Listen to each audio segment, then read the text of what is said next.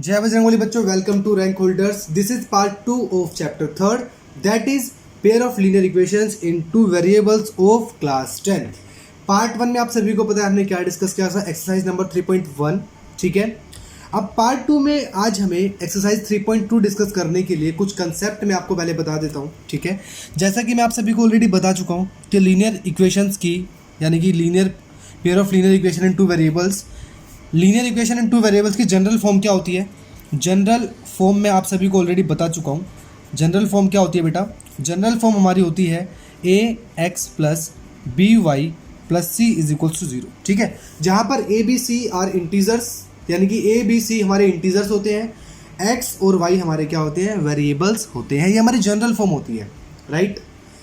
अगर अब देखो पेयर ऑफ लीनियर इक्वेशन की बात हो रही है यहाँ पर, ठीक है, तो ये हमारी फर्स्ट इक्वेशन है। ठीक है, फर्स्ट इक्वेशन मान लो मेरे पास दो इक्वेशन है इस तरीके से, 2x plus 3y plus 5 is equals to 0। ठीक है, एंड सेकंड इक्वेशन मेरे पास ये है कि 4x plus 5y plus 7 is equals to 0, right. ये मेरे पास सेकंड इक्वेशन है, ऊपर वाली मेरी फर्स्ट इक्वेशन है।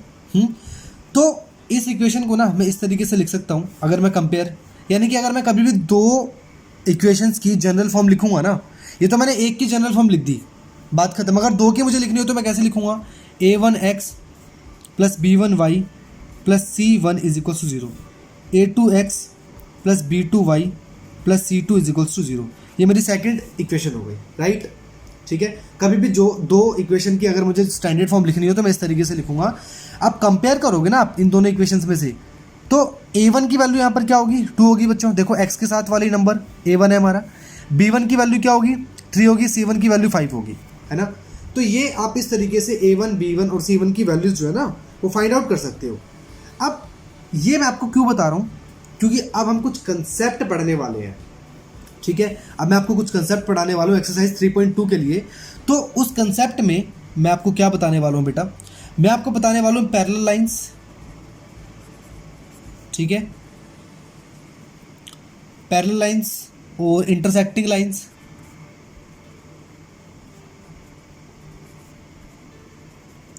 और को इंसिडेंट लाइंस। ठीक है, पैरेलल लाइंस के लिए क्या कंडीशन होती है, इंटरसेक्टिंग लाइंस के लिए क्या कंडीशन होती है, और को इंसिडेंट लाइंस के लिए क्या कंडीशन होती है, मैं आप सभी को आज ये बताने वाला हूँ बेटा। ठीक है, अब देखो सबसे पहली बात, पैरेलल लाइंस होती क्या है बेटा? पैरेलल लाइंस हमारी होती है इस तरीके से। ठीक है, ये दो लाइंस हमारी क्या है? पैरेलल है। अब क्या ये कहीं पर कट कर रही है? ये कहीं पर कट नहीं कर रही। तो यहाँ पर बच्चों क्या होगा? इस केस में क्या होता है? नो सॉल्यूशन होता है। इस केस में क्या होता है? नो सॉल्यूशन होता है, यानी कि कोई भी सॉल्यूशन निकलता ही नहीं है इन दोनों लाइंस के बीच में। अगर मैं बेटा इंटरसेक्टिंग की बात करूँ तो इंटरसेक्टिंग लाइंस हमारी इस तरीके से होती है। ठीक है, ये एक पॉइंट पर कट कर रही है, तो यहाँ पर क्या, यहाँ पर हमें मिलेगा वन सॉल्यूशन। यहाँ पर हम क्या बोल सकते हैं? One solution. और बच्चों हम ये भी बोल सकते हैं यूनिक सॉल्यूशन, और हम क्या बोल सकते हैं? Unique solution. ठीक है, एक सॉल्यूशन बोल लो या फिर यूनिक। यूनिक का मतलब एक ही होता है, ठीक है। और एक हमारा होता है बेटा को इंसिडेंट लाइंस, यानी कि एक लाइन के ऊपर ही दूसरी लाइन। और यहाँ पर बेटा आप देखोगे ना, यहाँ पर बहुत सारे सॉल्यूशन निकल सकते हैं, बहुत सारे। ठीक है, यहाँ पर आप क्या बोल सकते हो? Many solutions. ठीक है, इनफाइनाइटली मैनी सॉल्यूशंस। तो ये आप सभी को पता चल गया होगा कि पैरेलल लाइंस का मतलब क्या होता है? No solution.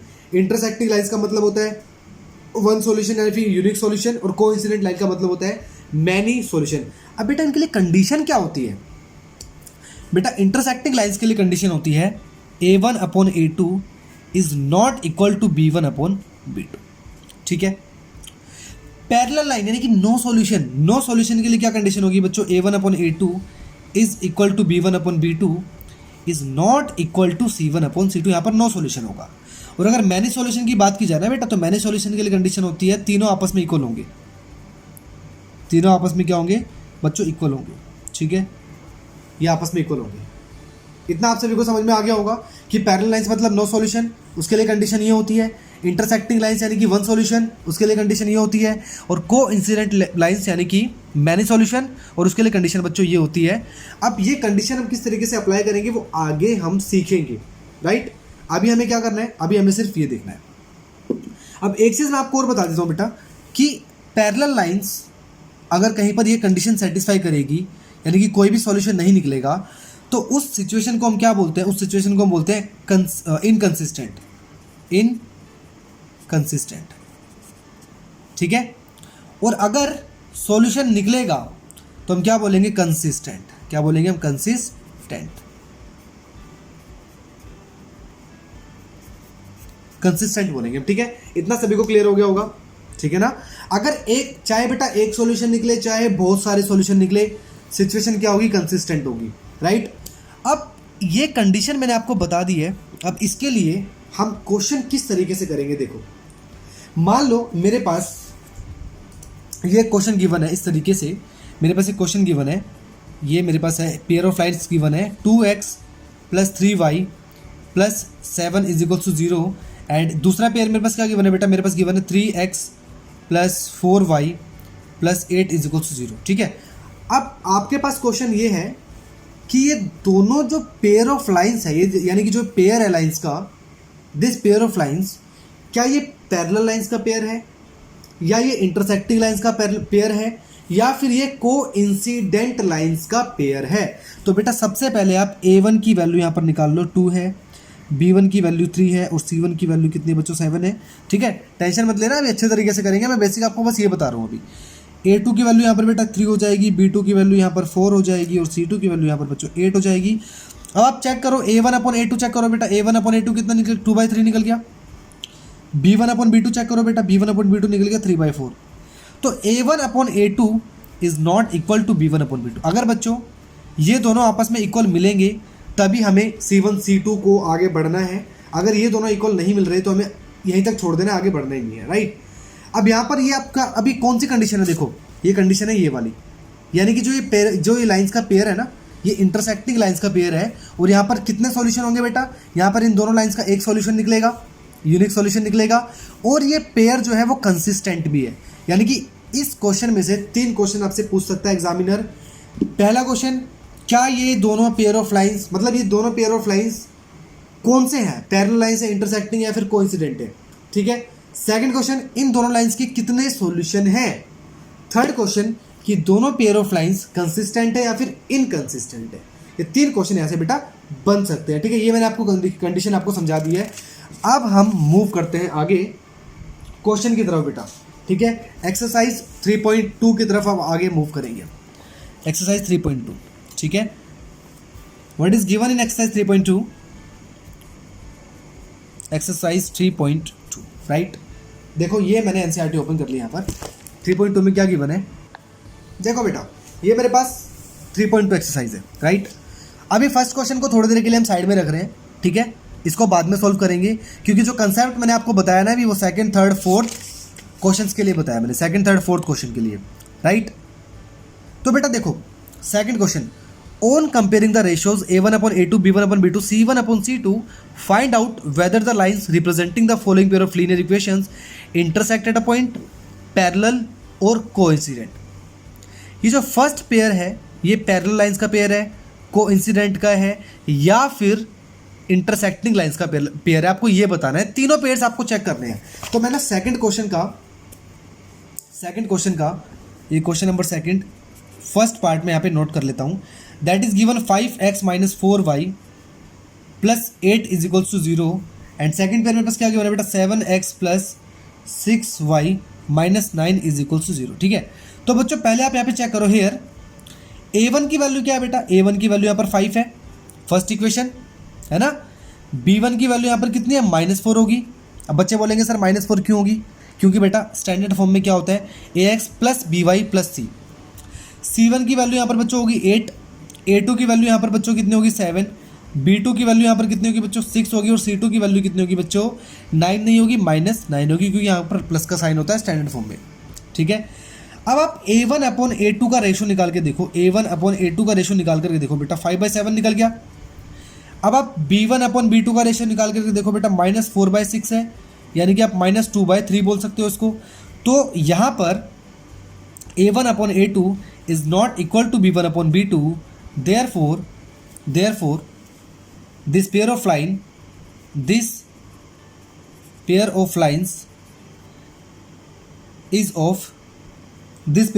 is of intersecting lines, ठीक है, या बोल सकते हैं this pair is of intersecting, this pair is of intersecting lines. ठीक है, जो पेयर है ये इंटरसेक्टिंग लाइंस का पेयर है। ठीक है बच्चों, है ना। देखो मैंने आपको 3 चीजें बताई थी कि एग्जामिनर 3 क्वेश्चन पूछ सकता है, इंटरसेक्टिंग पूछ सकता है, पैरेलल पूछ सकता है, या कोइंसिडेंट। एक तो ये क्वेश्चन हो गया कि भाई कितने सॉल्यूशन है, एक तो ये क्वेश्चन पूछ सकता है, दूसरा क्वेश्चन हो गया। थर्ड पूछ सकता है कंसिस्टेंट है या फिर इनकंसिस्टेंट है। अब देखो इंटरसेक्टिंग लाइंस का पेयर है तो बेटा कंसिस्टेंट भी होगा क्योंकि एक सॉल्यूशन है ना, और एक सॉल्यूशन है, ये तो हमने निकाले थे ऑलरेडी, तो ये हमें पता चल गया। सेकंड पार्ट आपके लिए होमवर्क है। थर्ड पार्ट की अगर मैं बात करूं, थर्ड पार्ट में क्या गिवन है, 6x minus 3y plus 10 is equal to 0। And second pair मेरे पास क्या गिवन है बेटा, 2x minus Y plus 9 is equal to 0। अब यहाँ पर आप देखोगे बेटा, यहाँ पर आप देखोगे कि a1 की वैल्यू यहाँ पर 6 है बेटा, b1 की वैल्यू यहाँ पर -3 है, और c1 की वैल्यू यहाँ पर बच्चों 10 है। a2 की वैल्यू कितनी होगी बेटा, 2 होगी। b2 की वैल्यू कितनी होगी, -1। y के साथ कुछ भी नहीं है यानी कि -1 है। ठीक है, यानी कि 1 है और माइनस का साइन लगा हुआ है। c2 की वैल्यू बच्चों कितनी होगी, 9 होगी। अब यहाँ पर आप a1 अपॉन a2 निकाल करके देखो बेटा, a1 अपॉन a2 कितना होगा, 6/2 यानी कि 3/1 लिख सकता हूँ मैं इसको, है ना। अब आप एक काम करो, b1 अपॉन b2 निकाल करके देखो, -3/-1 3/1 हो गया। देखो ये दोनों आपस में इक्वल मिल गए, तो इसलिए मैं आगे c1 अपॉन c2 भी निकालूंगा। अगर ये दोनों आपस में इक्वल नहीं मिलते तो मुझे आगे निकालने की ज़रूरत नहीं होती, राइट। अब मैं c1 अपॉन c2 निकालूंगा तो क्या निकलेगा, 10/9, राइट। अब यहाँ पर आप देख सकते हो कि a1 upon a2 equal b1 upon b2 तो है, लेकिन c1 अपॉन c2 नहीं है, ये इक्वल नहीं है, ये दोनों से डिफरेंट है। देयरफॉर दिस पेयर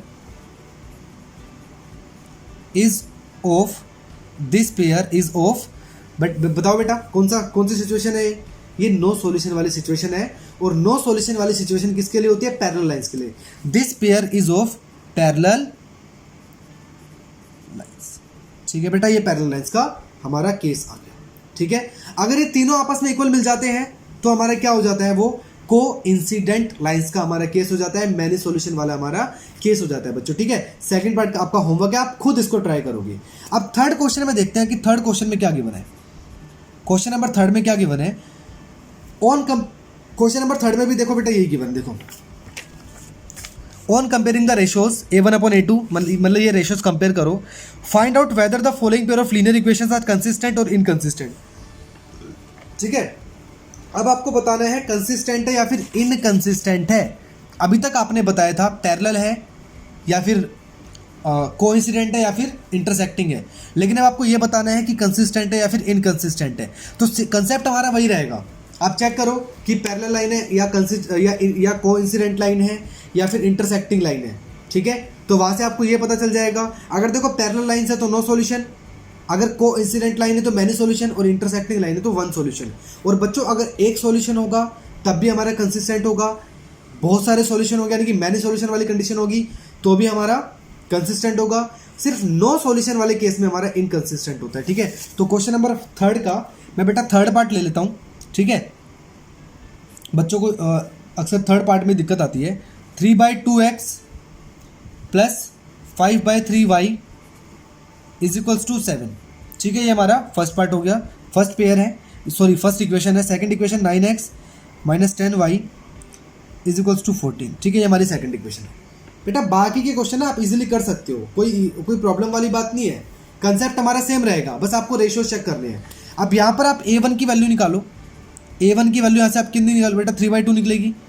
b1 की वैल्यू बेटा निकलेगी 5/3, और c1 की बच्चों कितनी निकलेगी, -7 निकलेगी c1 की वैल्यू। ठीक है, अब आप बोलोगे सर -7 क्यों निकलेगी, क्योंकि 7 तो प्लस में है। लेकिन बेटा स्टैंडर्ड फॉर्म क्या होती है हमारी, स्टैंडर्ड फॉर्म हमारी होती है ax plus by plus c is equals to 0, ये हमारी स्टैंडर्ड फॉर्म होती है। ठीक है, स्टैंडर्ड फॉर्म में इक्वल टू के साइन से पहले है हमारा c, राइट। तो इसलिए हमें c जो है माइनस का लिखना होगा, क्योंकि +7 को जब मैं ट्रांसफर करूंगा यहाँ पर तो -7 हो जाएगा। और अगर बच्चों a2 की वैल्यू में लिखूँ तो कितनी हो जाएगी, 9, b2 की वैल्यू कितनी हो जाएगी, -10, और c2 की वैल्यू कितनी हो जाएगी बच्चों, -14। ठीक है, अब आप क्या करो, ये तो हमने निकाल लिया हियर, ये हमने निकाल लिए सारे। अब आप रेशोज को चेक करो, ठीक है, रेशोज चेक करो अब आप नाउ, ठीक है, नाउ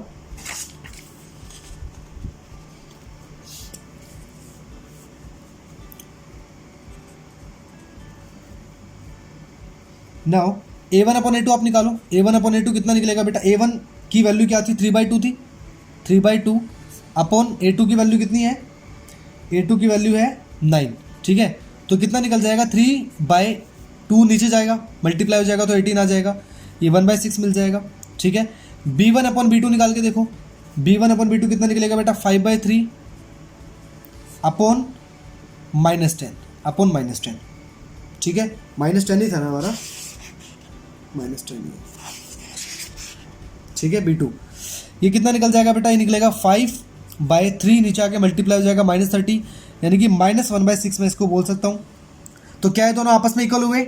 नहीं हुए, तो आगे करने की जरूरत ही नहीं है। अब यहाँ पर आप क्या लिख सकते हो direct? A1 upon A2 is not equal to B1 upon B2, therefore this pair is of intersecting lines, ठीक है, इंटरसेक्टिंग लाइंस है, hence this pair is consistent.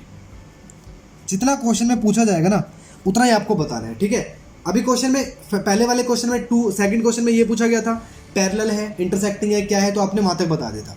अब इसमें पूछा गया कंसिस्टेंट है, इनकंसिस्टेंट है, तो आपको यहाँ तक बता देना है। अगर क्वेश्चन में ये भी पूछा जाता ना कितने सॉल्यूशन है, तो बेटा इसका एक सॉल्यूशन होता है, एक लाइन और लिख देते कि इस पेयर का एक सॉल्यूशन है, ठीक है। तो जितना पूछा जाएगा उतना। तो ये हमारा क्वेश्चन नंबर 3 का एक पार्ट था। बाकी पार्ट बच्चों आप खुद ट्राई कर सकते हो, इजी पार्ट है। अगर हम सारे पार्ट सोल्व करने लगेंगे ना तो बहुत लंबी लंबी वीडियोस बन जाएंगी।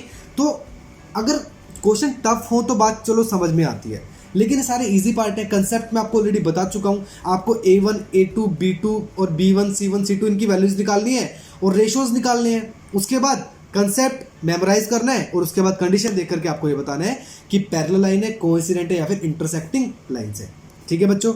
ये हमने कर लिया। अब बात करते हैं क्वेश्चन नंबर 4 की। क्वेश्चन नंबर 4 की हम बात करते हैं बेटा,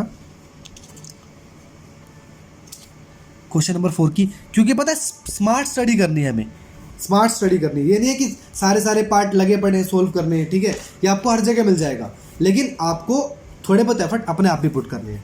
अब देखो क्वेश्चन नंबर 4 की बात करते हैं हम। क्वेश्चन नंबर 4 में क्या गिवन है बेटा? Which of the following pairs of linear equations are consistent inconsistent if consistent obtain the solution graphically, ठीक है बेटा। अब यहाँ पर क्वेश्चन नंबर 4 में क्या बोला गया है? आपको इसी तरीके से 2 लाइंस गिवन होंगी, यानी कि 2 इक्वेशंस गिवन होंगी, है ना, 2 इक्वेशंस गिवन होगी, और आपको सबसे पहले चेक करना है कि वो दोनों इक्वेशंस कंसिस्टेंट है या फिर इनकंसिस्टेंट है। अगर बच्चों वो कंसिस्टेंट है तो आपको उन दोनों इक्वेशंस का सॉल्यूशन भी निकालना है और ग्राफिकली सॉल्यूशन निकालना है, ठीक है बेटा। अब आप ना ग्राफिकली सॉल्यूशन के लिए ना पहले एक चीज़ समझ लेना मेरी बात। देखो आपको ये कंडीशन तो आपको पता ही चल गई है कि कौन सी कंडीशन हमारी कंसिस्टेंट की है या फिर इनकंसिस्टेंट की है ना। तो अब एक काम करते हैं, पहले इसका फर्स्ट क्वेश्चन ले लेते हैं हम। x + y = 5, ठीक है। और सेकंड इक्वेशन क्या है इसकी? 2x + 2y = 10, ठीक है बेटा। तो यहाँ पर आप a1 की वैल्यू कितनी लिखोगे? 1, b1 की वैल्यू कितनी लिखोगे? 1, और c1 की वैल्यू कितनी लिखोगे बेटा? -5 लिखोगे। 5 इधर जाके माइनस का हो जाएगा। a2 की वैल्यू कितनी लिखोगे? 2, b2 की वैल्यू कितनी लिखोगे? 2, और c2 की वैल्यू कितनी लिखोगे? -10, ठीक है बच्चों। ये लिख दिया आपने हेयर, ये हेयर जरूर लिख देना यहाँ पर इस तरीके से। नाउ आप A1 अपॉन A2 चेक करो बच्चों। A1 अपॉन A2 कितना निकलेगा? 1/2 निकल गया। B1 अपॉन B2 चेक करो आप। B1 अपॉन B2 कितना निकल जाएगा? वो हमारा निकलेगा, ठीक है। B1 अपॉन B2 मेरे पास कितना निकलेगा? 1/2 निकल जाएगा। और C1 अपॉन C2 अगर आप निकालोगे बेटा तो -5/10 निकलेगा, यानी कि ये भी 1/2 निकल जाएगा। तो बेसिकली कहने का मतलब है कि A1 upon A2 = B1 upon B2 = C1 upon C2, ठीक है। ये हमें तीनों इक्वल मिल गए। अब ये किसकी कंडीशन है? ये कंडीशन है मैनी सॉल्यूशन की, ये कंडीशन है कोइंसिडेंट लाइन की, और ये कंडीशन है कंसिस्टेंट। क्योंकि मैनी सॉल्यूशन होगा, क्योंकि देखो कोइंसिडेंट लाइंस होंगी तो मैनी सॉल्यूशन होगा, और मैनी सॉल्यूशन होगा तो कंसिस्टेंट होगा। अब कंसिस्टेंट है ठीक है, तो हम क्या लिख सकते हैं यहाँ पर, this pair, therefore this pair is of coincident lines,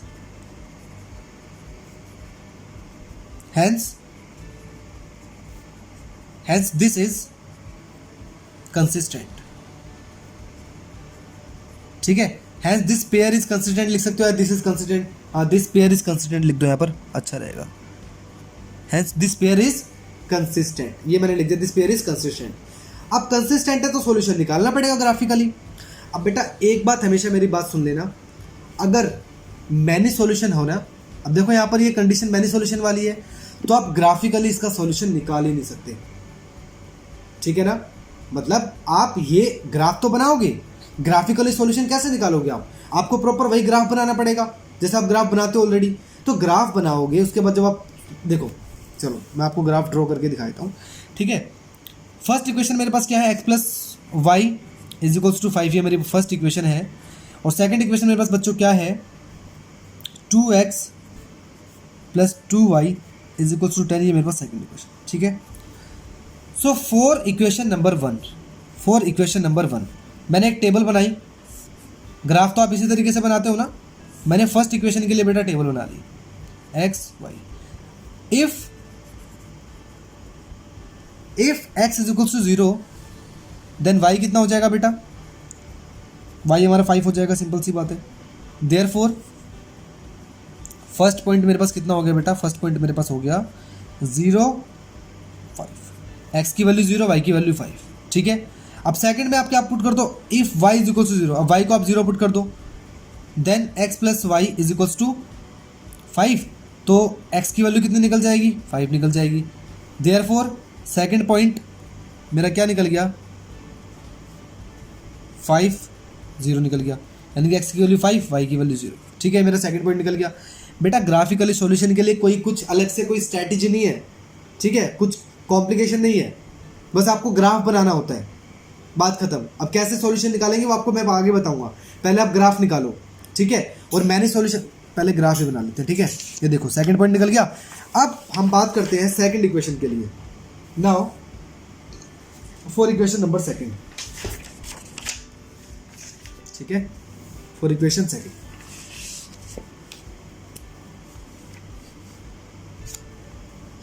for equation second equation क्या है बेटा मेरे पास, 2x प्लस 2y, इसके लिए मैं टेबल बनाऊंगा इस तरीके से, x y, if x is equals to 0 then, अगर आप x की वैल्यू 0 पुट करोगे बच्चों तो आपको y की वैल्यू कितनी मिलेगी, तो पूरा 0 हो जाएगा, और y की वैल्यू मिल जाएगी 5, x की वैल्यू 0, y की वैल्यू 5। देयरफॉर थर्ड पॉइंट मेरे पास क्या हो गया, 0 5, अगर y की वैल्यू आप 0 पुट करोगे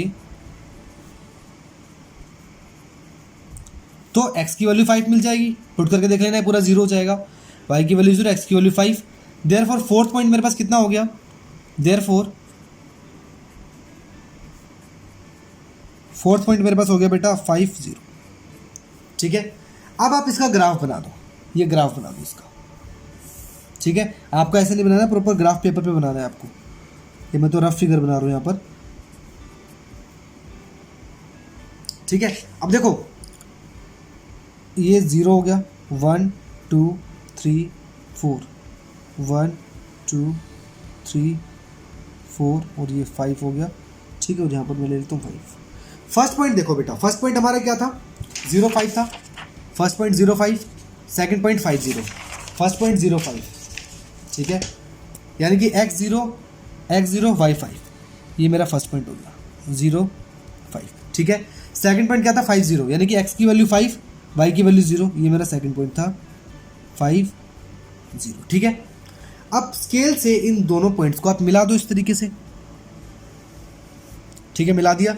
अभी किसका ग्राफ बना है, ये ग्राफ बना है x plus Y is equals to 5 का। अब बेटा ध्यान से देखो, जो थर्ड पॉइंट है ना, थर्ड पॉइंट भी हमारा क्या है, 0 5 ही है, थर्ड पॉइंट भी हमारा क्या है, 0 5 ही है, और फोर्थ पॉइंट भी क्या है हमारा, 5 0 है। तो बेसिकली थर्ड पॉइंट इसी के ऊपर आएगा, फोर्थ पॉइंट इसी के ऊपर आएगा, और ग्राफ ड्रॉ करेंगे तो लाइन के ऊपर लाइन आ जाएगी। तो मैं सेकंड ये लिख सकता हूँ यहाँ पर 2x plus 2y is equals to 10, यानी कि सेकंड लाइन का ग्राफ भी बेटा यही बनेगा, यानी कि एक लाइन के ऊपर दूसरी लाइन आ जाएगी, तभी तो कोइंसिडेंट हुआ, तभी तो हमारा मैनी सॉल्यूशन हुआ ना। ठीक है, तो यहाँ पर आप ग्राफिकली इसका सॉल्यूशन यही होगा। आप क्या लिख सकते हो, हेयर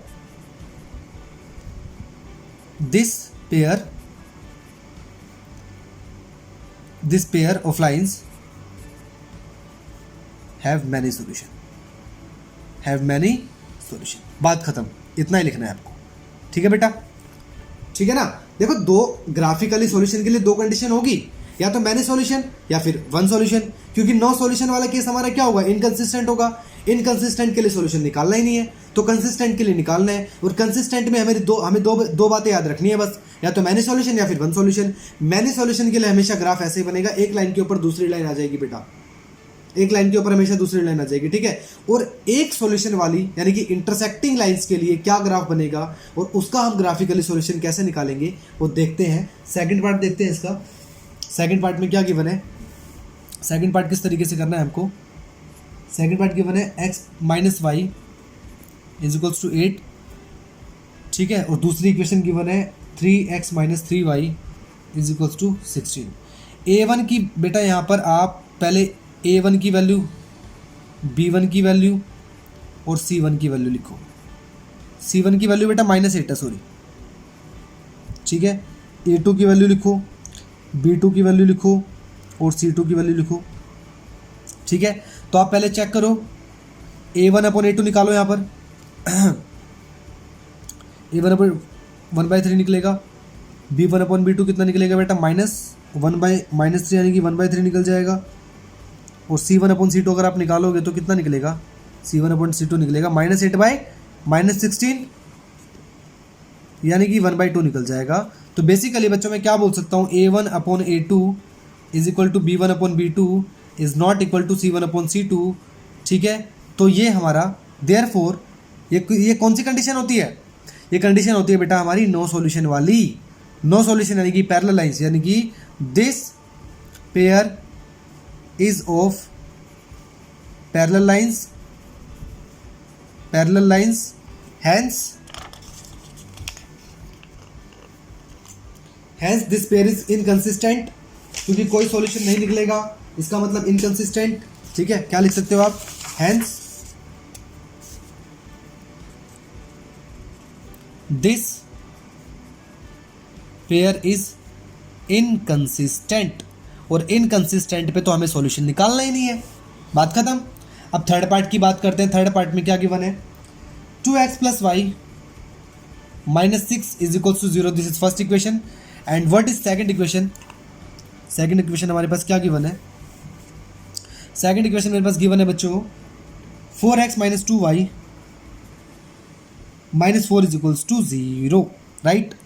आप a1 की वैल्यू लिखो बेटा, a1 की वैल्यू क्या होगी यहाँ पर 2 होगी, और b1 की वैल्यू क्या होगी 1 होगी, और c1 की वैल्यू क्या होगी -6 होगी। कैसे भी लिख सकते हो, सीधा लिखो ऐसे लिखो, कोई फर्क नहीं पड़ता। ठीक है, और यहाँ पर a2 की वैल्यू कितनी होगी 4 होगी, b2 की वैल्यू कितनी होगी -2 होगी, और c2 की वैल्यू कितनी होगी -4 होगी, है ना। अब आप निकाल लो यहाँ पर नाउ a1 अपॉन a2 आप चेक करो, a1 अपॉन a2 कितना होगा 2/4 यानी कि 1/2 हो गया, राइट। b1 अपॉन b2 निकाल करके देखो, b1 अपॉन b2 कितना होगा 1/-2 हो जाएगा, तो इक्वल है ही नहीं है ना। और जब ये इक्वल नहीं होगा तो आगे हमें निकालना ही नहीं है, और जब ये इक्वल नहीं होता तो इसका मतलब therefore this pair is of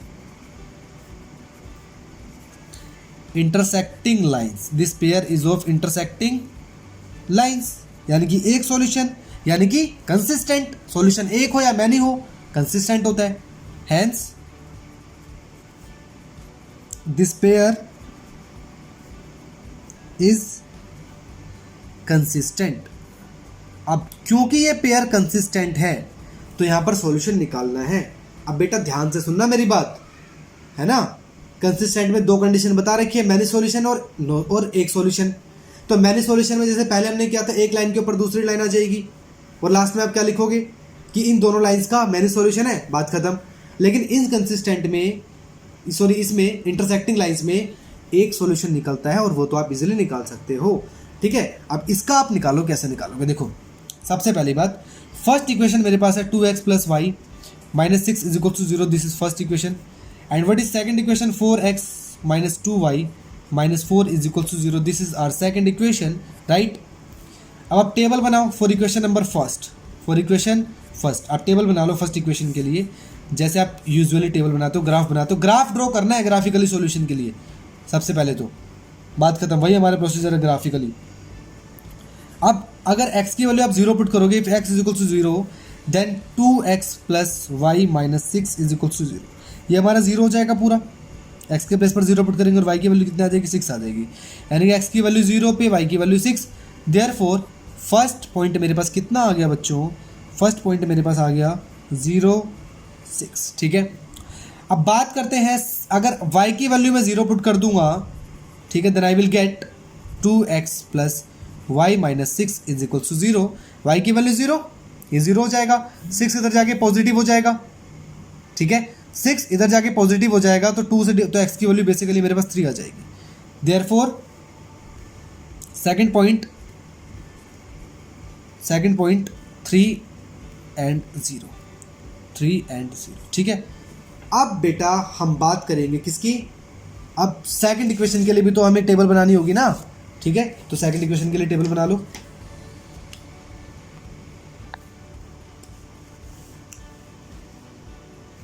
अब for equation number second, for equation second के लिए आप टेबल बनाओ यहां पर।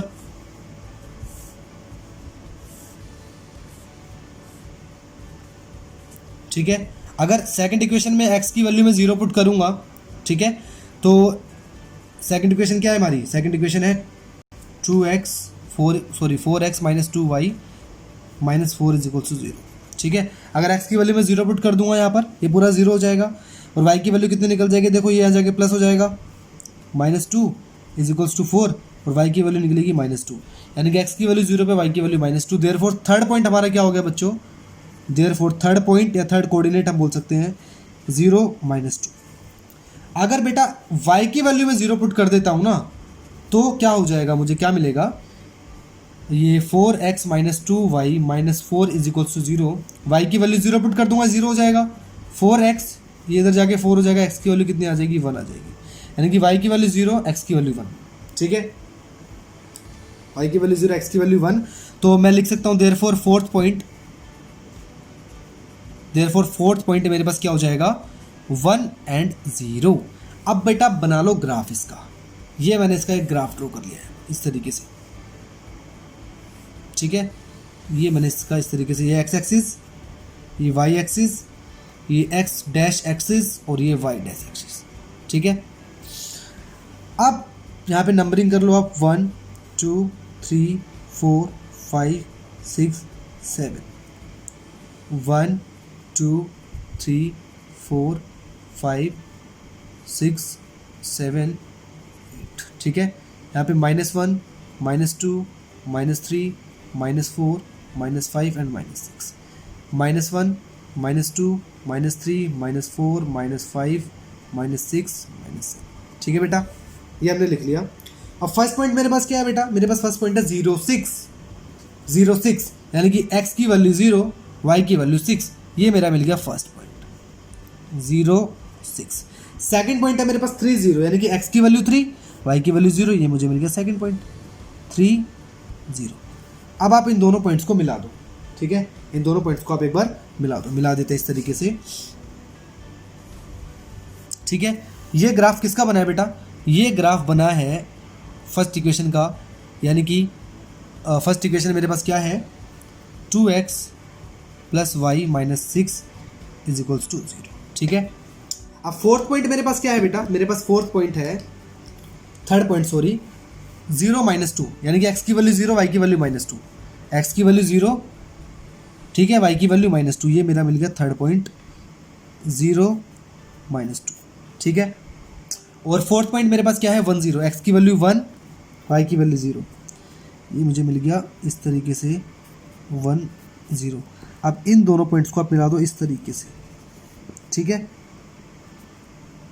मिला दिया। और ये किसका ग्राफ बना है बेटा? एरो डाल के लिख दो यहाँ पर आप, 4x minus 2y minus 4 is equal to 0। ये मेरा सेकंड लाइन का ग्राफ है, ठीक है। अब बेटा देखो सिंपल सी बात है, सिंपल सी बात है, ठीक है। जहां पर ये कट कर रही है ना, उसी तरीके से आप सीधा इस तरीके से एक लाइन सीधी ड्रॉ कर दो और एक लाइन आप नीचे सीधी ड्रॉ कर दो इस तरीके से, ठीक है। तो जहां पर ये y एक्सिस पर जाकर के मिलेगी वो हमारी y की वैल्यू होगी, यानी कि मैं यहाँ पर y की वैल्यू क्या बोल सकता हूँ, देयरफॉर y की वैल्यू यहाँ पर बोल सकता हूँ 2, और x की वैल्यू कितनी होगी यहाँ पर, देखो x की वैल्यू भी मेरी अप्रोक्सीमेट 2 के आसपास जा रही है, और x की वैल्यू भी मैं क्या लिख सकता हूँ, 2 लिख सकता हूँ, ठीक है। यानी कि जब आप स्केल पेंसिल प्रॉपर यूज़ करोगे ना तो ये 2 पर ही आके मिलेगी, ठीक है। आप आंसर पीछे से चेक कर लेना, मैंने आंसर चेक नहीं किया, ठीक है। ये आंसर क्या पता मेरा गलत भी हो सकता है यहाँ पर। क्यों गलत हो सकता है, क्योंकि मैंने ऐसी रफली फिगर ड्रॉ किया है, तो ये मैं मतलब जो जहाँ पर भी जाके मिल रहा है ना, ये मैं उसी के अकॉर्डिंग में अपना आंसर बता रहा हूँ, राइट। तो आप जब प्रॉपर स्केल से ड्रॉ करोगे ना तो आपका जो आंसर है वो प्रॉपर अच्छे तरीके से आएगा, ठीक है बेटा। तो ये हमारा क्वेश्चन नंबर 4 था जिसको हमने अच्छे तरीके से सोल्व किया है।